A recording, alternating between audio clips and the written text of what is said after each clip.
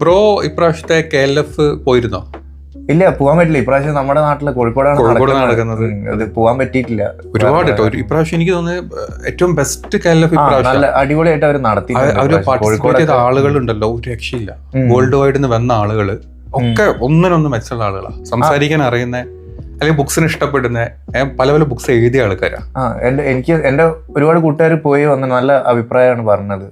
അത് ക്ലോസ് ചെയ്തതും ഭയങ്കര വൈറലായി. അതെ, ക്ലോസിംഗ് ഭയങ്കര വൈറലായിരുന്നു. ഇപ്പോഴും അതിന്റെ ആ ഒരു കോൺട്രവേഴ്സി നടന്നുകൊണ്ടിരിക്കുന്നു. പലരും ആൾക്കാർ ചർച്ച ചെയ്യുന്നുണ്ട്. ഞാൻ രാവിലെ കൂടെ ഇൻസ്റ്റാഗ്രാമിൽ കണ്ടിട്ട് ഭയങ്കര ഞെട്ടിപ്പോയി കേട്ടോ. എന്തായാലും നമുക്ക് ആ റീലൊന്നും കാണുന്നത്. ആ റീൽ ആരാ, നമ്മള് കാര്യം പറയാം. അതായത് KR മീര ഉണ്ട്, നമ്മുടെ നല്ലൊരു എഴുത്തുകാരിയാണ്. നല്ല നല്ല ബുക്സ് ആണ് അവരതൊക്കെ. കുറെ അവാർഡ്സ് ഉണ്ട്.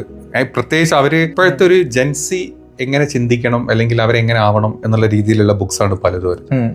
എങ്ങനെ, അതായത് പണ്ടുള്ള ആളുകൾ ബുദ്ധിമുട്ടിയ കാര്യങ്ങൾ എന്താണ്, അതിൽ നിന്നൊക്കെ മാറി ചിന്തിക്കണം. സ്പെഷ്യലി ലേഡീസ് എങ്ങനെ ഒരു സ്വയം ആർജവം എടുക്കണം, ആ രീതിയിലൊക്കെയാണ് അവരുടെ ബുക്സ് എല്ലാം. എല്ലാത്തിന്റെയും ബുക്സിന്റെ ഒരു ബേസ് അതാണ്. അപ്പൊ അവർ ഇന്നലെ പറഞ്ഞ കാര്യം നമുക്കൊന്ന് കേട്ടിട്ട് പറയാം. നിങ്ങൾ ലോകം അറിയണ്ട, നിങ്ങൾ മനുഷ്യരെ മനസ്സിലാക്കണ്ട, നിങ്ങൾ തനിച്ചായി പോയാൽ നിങ്ങൾ നടുക്കടലിൽ കിടന്ന് കയ്യും കാലും ഇട്ടടിച്ച് മാനസികമായി സതി അനുഷ്ഠിച്ചോളൂ എന്ന് പറഞ്ഞ സമൂഹമാണ് നമ്മുടേത്. നമ്മൾ ഈ കാലത്തെ കുട്ടികളോട് എനിക്ക് പറയാനുള്ളത് അതാണ്. നിങ്ങളൊരു കാരണവശാലും സതി അനുഷ്ഠിക്കരുത്.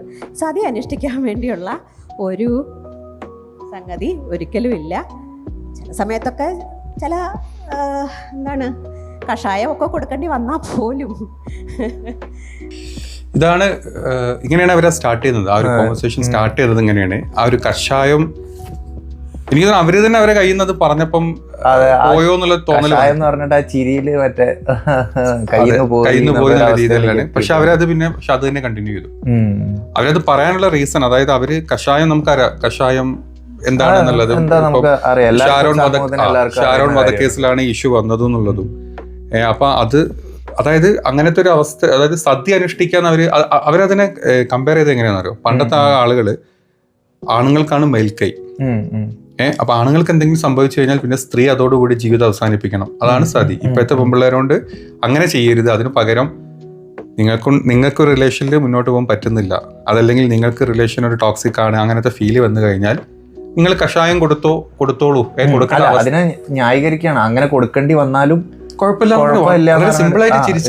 ഭയങ്കര ഒരു തെറ്റായ ഒരു ഇതാണ് കൊടുക്കുന്ന ഒരു സമൂഹത്തിൽ, പ്രത്യേകിച്ച് ഒരു പത്രപ്രവർത്തകയും കൂടിയാണ്. പിന്നെ ഇവിടെ എത്ര പേര് ഇരുന്ന് കേൾക്കുന്നുണ്ടെന്ന്. അതെ, ഏറ്റവും ഇതിന്റെ അടുത്ത വീഡിയോ കേട്ട് കഴിഞ്ഞാൽ ഇത് കൈയടിക്കുന്നത് കേൾക്കാം. എനിക്ക് ഭയങ്കര അത് കേട്ടിട്ട് ഇതിനും കൈയടിക്കാൻ ആൾക്കാരുണ്ടല്ലോ എന്നുള്ള ഒരു. അത് മാത്രമല്ല, അതിന്റെ അവിടെ ഇത് ചെയ്യുന്ന രണ്ടുപേരാണ് ഇത് എന്താ പറയുക ഹോസ്റ്റ് ചെയ്യുന്നത്. അവര് പോലും, എനിക്കറിയില്ല, അവർ പിള്ളേരായതുകൊണ്ടായിരിക്കാം. അല്ല, ചിലപ്പോ അവർ അപ്പത്തെ ആ ഒരു ഇൻസ്റ്റന്റ് ആയിട്ടുള്ള ഇതിൽ അവർക്ക് അതായിരിക്കും അവർ റിയാക്ട് ചെയ്തില്ല. പക്ഷെ റിയാക്ട് ചെയ്തില്ല എന്നുള്ളത് പോട്ടെ, പക്ഷെ ഇതിന് കൈയടിക്കുന്നത് എന്ന് പറഞ്ഞിട്ടുണ്ടെങ്കിൽ ഇങ്ങനത്തെ കാര്യത്തിനെ ഗ്ലോറിഫൈ ചെയ്യുന്ന ഒരു അവസ്ഥയിലേക്ക് എത്തി തുടങ്ങി. അതുണ്ട്, അതിനുള്ള റീസൺ അവർ ഇവിടെ അങ്ങോട്ട് പറയുന്നുണ്ട്, അത് കേൾക്കാം. അല്ല, ഞാൻ കരുതുന്നത് എന്താണെന്ന് വെച്ചാൽ, ഒരു സ്ത്രീക്ക് ഒരു ബന്ധത്തിൽ നിന്ന് ഇറങ്ങിപ്പോകാനുള്ളൊരു സ്വാതന്ത്ര്യം ഇല്ലാതായാൽ ചിലപ്പോൾ അവൾ കുറ്റവാളിയായി തീരും. ഇതാണ് അടുത്ത പോയിന്റ് അവർ പറഞ്ഞത്. ഇത് കഴിഞ്ഞിട്ടാണ് കയ്യടി വരുന്നുണ്ട്. അത് മാത്രമല്ല, ഞാൻ ചോദിക്കട്ടെ, അപ്പൊ പിന്നെ നമ്മുടെ നിയമവ്യവസ്ഥ, പോലീസ്, കോടതി, ഇതിനൊന്നും ഒരു വാല്യൂ കൊടുക്കാത്ത രീതിയിലല്ല സംസാരം. ഇത് എന്താന്ന് വെച്ചാൽ സമൂഹത്തിന് മാതൃകയാവേണ്ട ആളുടെ വായിൽ നിന്ന് ഇങ്ങനത്തെ ഒരു ഇത് വരുന്നതും അത് വളരെ എന്താ പറയാ ഭയങ്കര ഒരു സങ്കടകരമായ കാര്യമാണ്. കാരണം ഇപ്പൊ നമുക്കറിയാം ഇതിന്റെ പേരിൽ എത്ര ന്യൂസും കാര്യങ്ങളും വന്ന് നമുക്ക് തന്നെ അറിയാം. ഇത് ഒരു സാധാരണ കേസായിട്ടല്ല. ഒരു പ്രതിക്ക് ഒരു തൂക്ക്, അതായത് ഈ ഇതല്ലേ മറ്റേ കീടനാശിനിയാണ് കൊടുക്കുന്നത്.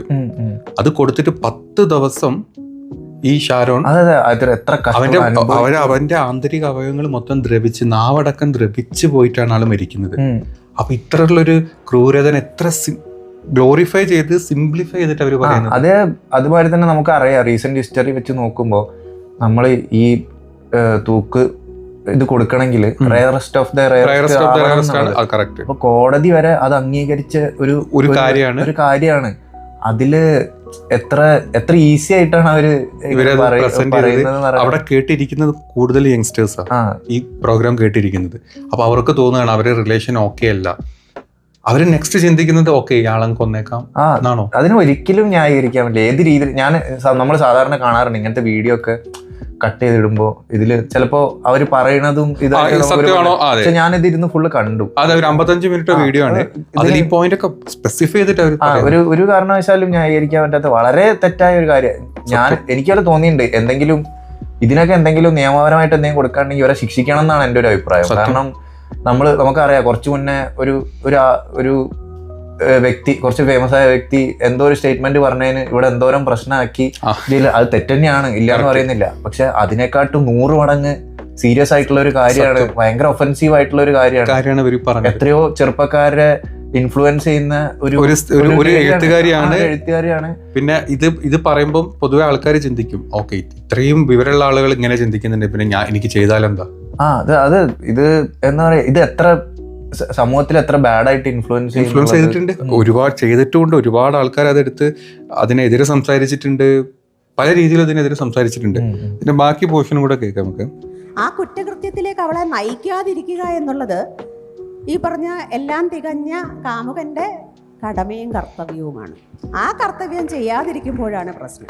ഇവിടെയാണ് ആ കൈയടി വരുന്നത്. അതായത് അവര് പറയുന്നത് എല്ലാം തികഞ്ഞ കാമുകൻ വേണ്ട പോലെ ചെയ്യാത്തത് കൊണ്ടാണ് ഒരു സ്ത്രീ കുറ്റവാളിയാവുന്നത്.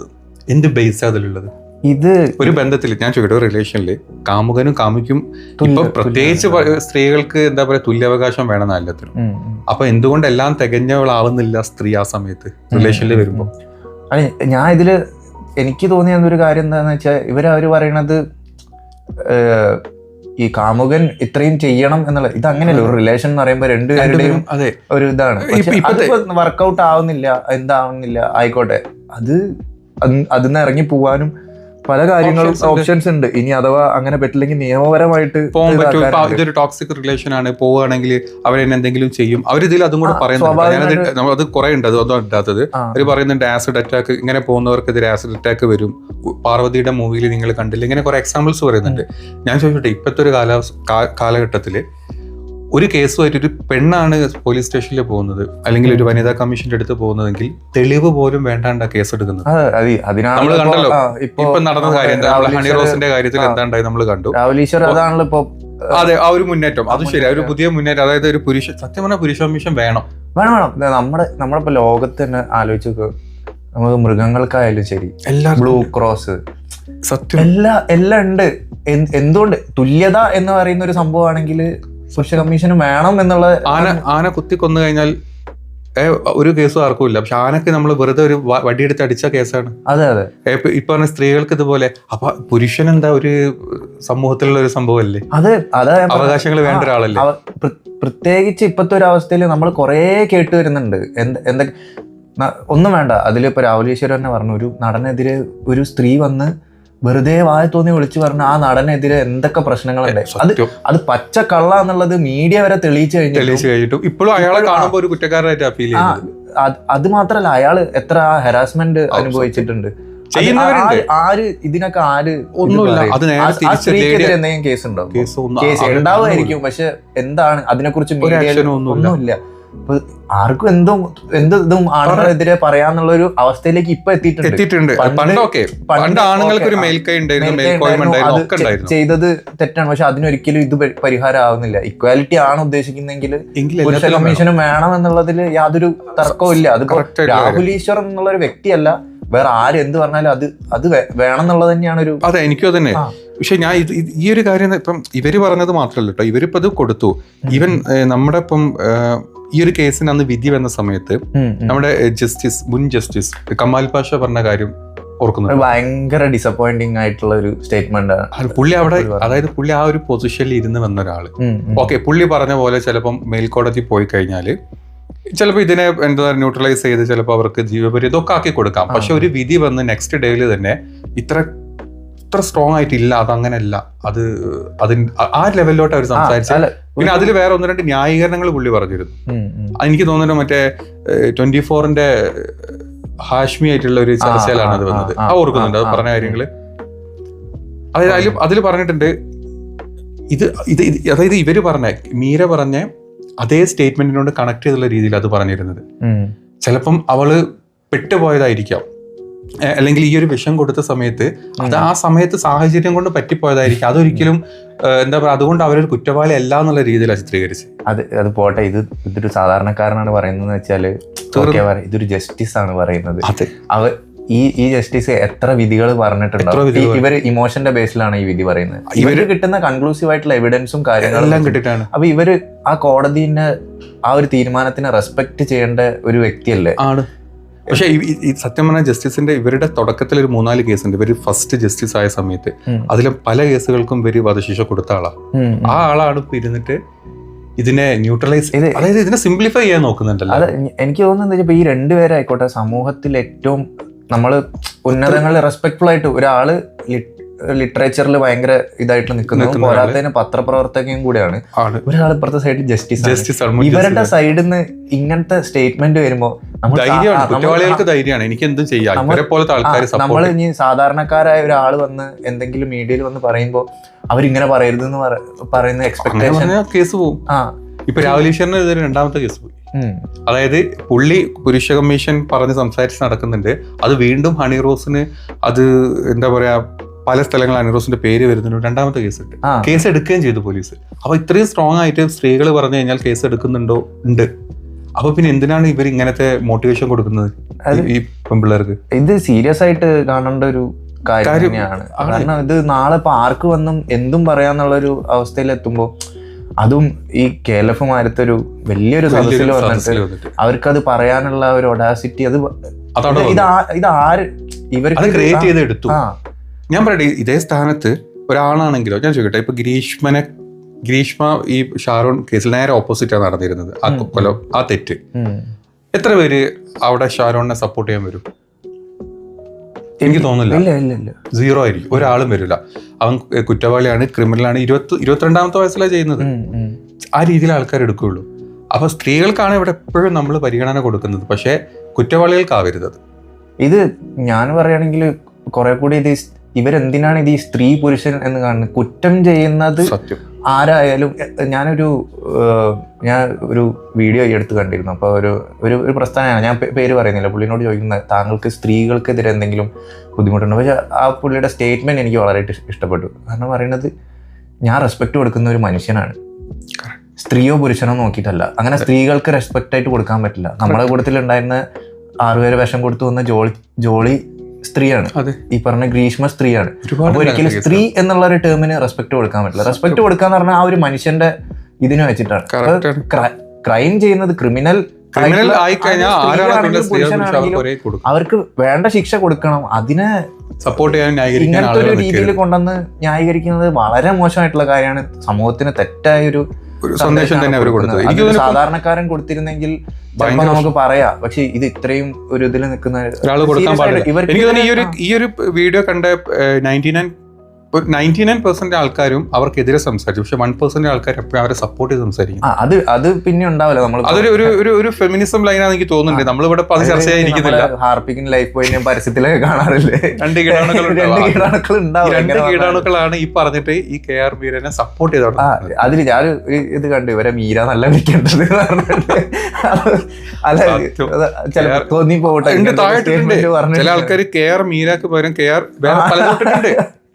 അതിട്ട് പോകും. ചില ആൾക്കാർ പെട്ടെന്ന് ഇമോഷണലി ഇട്ട് പോകുന്നത് വേറെ ഒന്നുമല്ല. അവർക്ക് ചിലപ്പോൾ ഇവരോട് വ്യക്തിപരമായിട്ടൊന്നുമില്ല. പക്ഷെ ഇത് ഞാനും ഇത് കണ്ടപ്പോ സത്യം ആകെ എന്റെ മനസ്സിലുണ്ടായിരുന്നു, എന്തെങ്കിലും നിയമവകുപ്പ് ഉണ്ടെങ്കിൽ ഇവര് ഒരാഴ്ചയെങ്കിലും മിനിമം ഇതിന്റെ പേരിൽ നാളെ ഇത് പറയാനുള്ള ഒരു ഇത് വരരുത്. എന്തും നമുക്ക് പറയാൻ പറ്റില്ല. അതെ, നമ്മളൊരു കുന്തി ദേവി പറഞ്ഞതിന് ഒരാള് 5 ദിവസം ജയിലിൽ കിടന്നു. അതും തെറ്റാണ്. അതിനൊരിക്കലും ന്യായീകരിക്കുന്നത്. ആ തെറ്റ് അവിടെ ഉണ്ടായിട്ടുണ്ട്, ന്യായീകരിക്കില്ല. അതേസമയം ഇത് അതിനെക്കാട്ടും ഭയങ്കരമായിട്ടുള്ള കാര്യം പറഞ്ഞത്, ഇതിന് 5 ദിവസം 10 ദിവസമെങ്കിലും കിടക്കണം. അതെ ഇത് ആരെന്ത് ചെയ്യുന്ന അറിയില്ല. നമുക്ക് കേസ് കൊടുക്കാൻ പറ്റുമെങ്കിൽ നമ്മൾ കൊടുക്കാനെങ്കിലും റെഡിയാണ്. പക്ഷെ ഇതാണ്, അത് സമൂഹത്തിൽ ചില നിലയിലുള്ള ആൾക്കാർക്ക് എപ്പോഴും ഒരു സപ്പോർട്ട് വരും. ചില ആൾക്കാർക്ക് പ്രത്യേക സപ്പോർട്ടൊന്നും വരില്ല. ഇതുപോലെ അവർക്ക് എന്തും വായി തോന്നി പറയാം എന്നുള്ള ഒരു ടെൻഡൻസിയാണ് നാട്ടിൽ. ഇപ്പൊ എനിക്ക് തോന്നുന്നു നമ്മൾ ഈ വീഡിയോ കാണുന്ന ആൾക്കാരും നിങ്ങളുടെ അഭിപ്രായങ്ങൾ എന്തായാലും കമന്റ് ഇടണം. നിങ്ങൾക്ക് എന്താണോ തോന്നുന്നത്. നമുക്ക് നോക്കാം ഏറ്റവും കൂടുതൽ ആൾക്കാർ ഒപ്പോസ് ചെയ്യേണ്ട സപ്പോർട്ട് നമ്മൾ പറഞ്ഞ പോലെ കീടാണുക്കൾ നമ്മുടെ വീഡിയോ കാണുന്നതിലും അല്ല കാണുക ഞാൻ ഇതിനൊരു ക്രൈമായി കാണുക എന്നുള്ളതാണ് നമ്മളെല്ലാരും പറയുന്നത്. കാണേണ്ടത്. ഇതിനൊരു സ്ത്രീ പുരുഷ എല്ലാ കാര്യങ്ങളിലും ഇങ്ങനെ ഒരു നമ്മൾ ചെറുപ്പം മുതലേ ജനിച്ചു തൊട്ടിട്ടുള്ളൊരു സംഭവമാണ് ഈ എല്ലാ കാര്യത്തിനെയും ഡിവൈഡ് ചെയ്ത് ന്യായത്തിന്റെ രീതിയിൽ കാണുക എന്നുള്ളതാണ് നമ്മൾ ചെയ്യേണ്ടത്. ഇതിനെ ഇങ്ങനെ ഒരു രീതിയിലാക്കി അത് വളരെ തെറ്റായൊരു ഇതാണ്. എന്തായാലും 18 കഴിഞ്ഞാൽ നമ്മുടെ നിയമവ്യവസ്ഥ അനുസരിച്ച്